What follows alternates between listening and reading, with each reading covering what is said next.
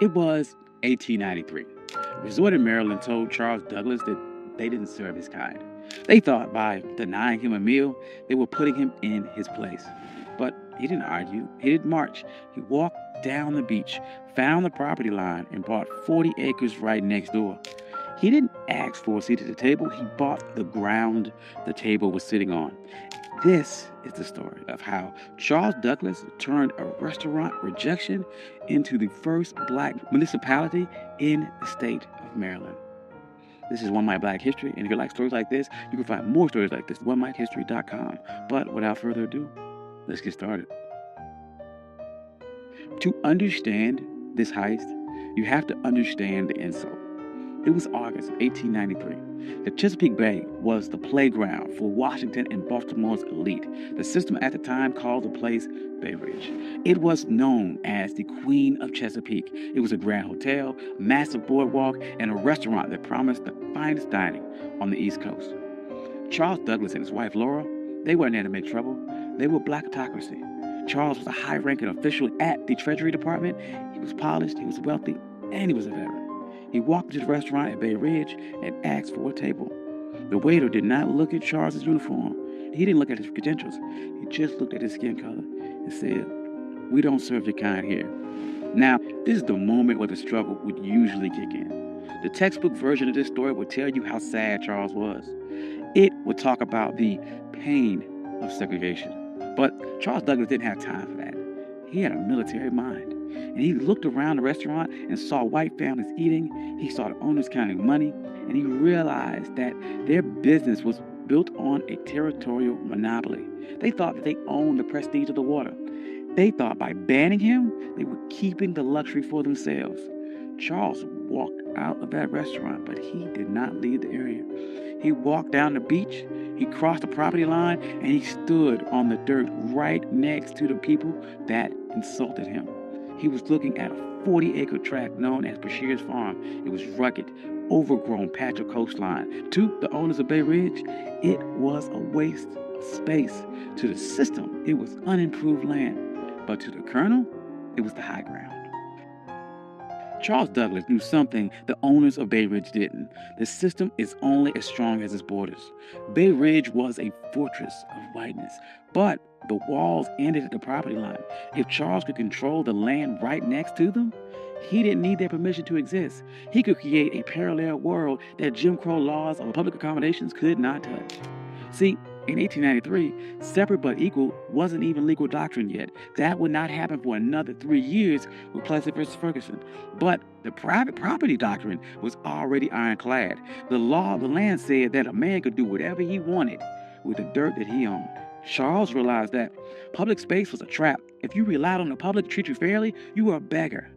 But if you owned the private, you were sovereign. So he went to the owner of the 40-acre farm, a man by the name of Daniel Bashirs. He didn't ask for a favor. He brought money. He offered him $5,000 cash. In 1893, that was an astronomical sum. It was roughly the equivalent of about $175,000 in today's money. But the strategic value was worth millions. Bashirs took the money. He signed the deed. And on that day, the Queen of Chesapeake lost its monopoly. Charles Douglas didn't just buy a farm. He bought the gateway to the bay. He went to the restaurant owners who refused him a sandwich, and he didn't say a word. He just started building. And the first thing Charles did wasn't build a resort for the masses. He built a fortress for his legacy. He built a home for his father, Frederick Douglass. He called it the Twin Oaks. But he didn't just build it anywhere. He positioned the home with military precision. Frederick Douglass had been enslaved on the eastern shore of Maryland. He looked across these same waters as a boy, dreaming of a world where he wasn't property. So Charles Douglas designed Twin Oaks so his father could sit on that property and look directly across the Chesapeake at the very shore where he was once owned. This was psychological warfare. It was a message to the system that if you didn't lose a slave, you lost the entire coastline. Frederick Douglass never got to spend a full summer there because he died in 1895, but the receipt was still filled. The Douglass name was now etched into the land in the deeds of Maryland.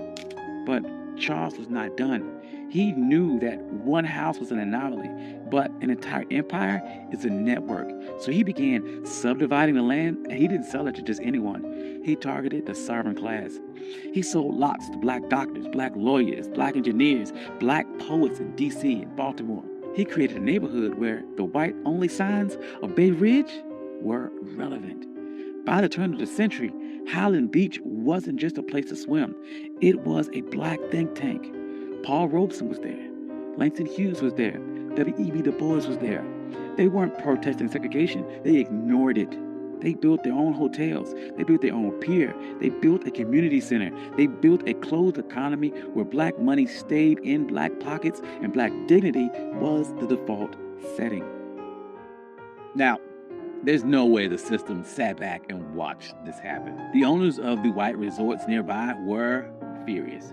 They saw the private property loophole working against them, and they realized that they had lost control of their territory. So they tried to use paper weapons.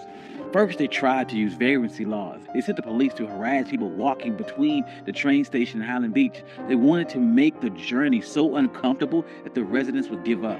That didn't work. Highland Beach residents started their own shuttle service. They controlled the logistics. Then the white resort owners tried to use a legal glitch.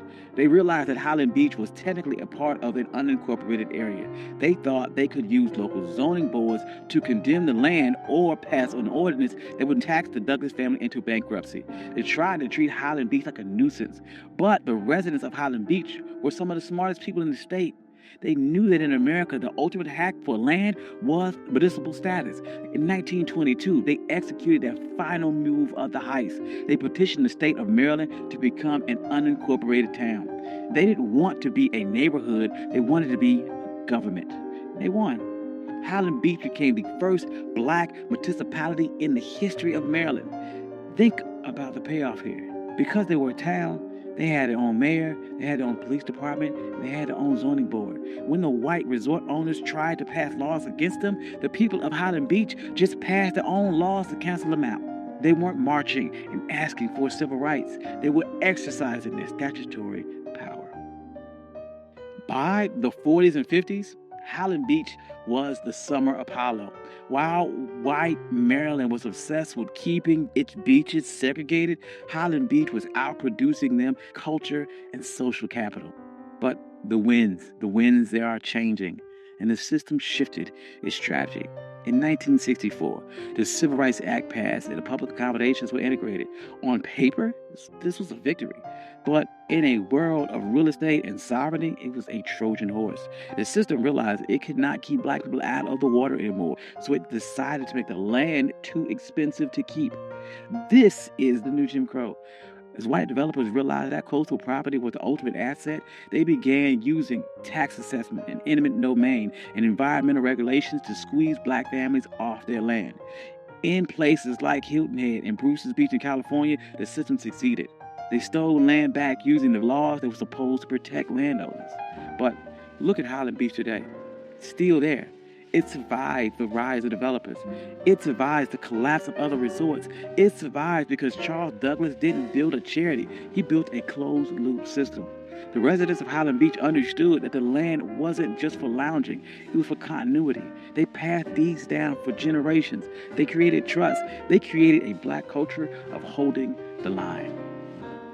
During the Civil Rights Movement, we get caught up about the seat of the lunch counter. But Charles Douglass reminds us that the lunch counter is just a piece of furniture, and that if someone owns the building, they can always find a reason to move the chair or keep you out. The true power is owning the blueprints. Charles Douglass was told his money wasn't good enough for a meal, and he didn't waste a second trying to change that waiter's mind. He used that energy to change the map. He proved that when the system closes the door, you can't keep knocking till your fists are bloody.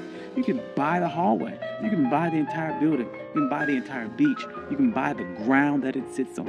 And today, Highland Beach stands as a reminder that we aren't just laborers in the American story. We are the engineers of our own exit. Thank you. This is One Mic Black History. I'm your host, Country Boy. If you like stories like this, you can find more stories like this at onemichistory.com. Hope you enjoyed this. This is something different. I enjoyed this a lot. Trying to do, once again, more stories about agency, about pattern interrupts, about people overcome, and how they took a system that was designed to keep you back and beat it and overcame or outsmarted that system. Hope you enjoyed that. I'd like to thank all my day ones. You guys are amazing. Thank you guys all for coming out. Financial contributors. Oh, yes. And if you don't see your name here, please reach out to me. I'll add your name. I'm sorry. I love you all. Peace.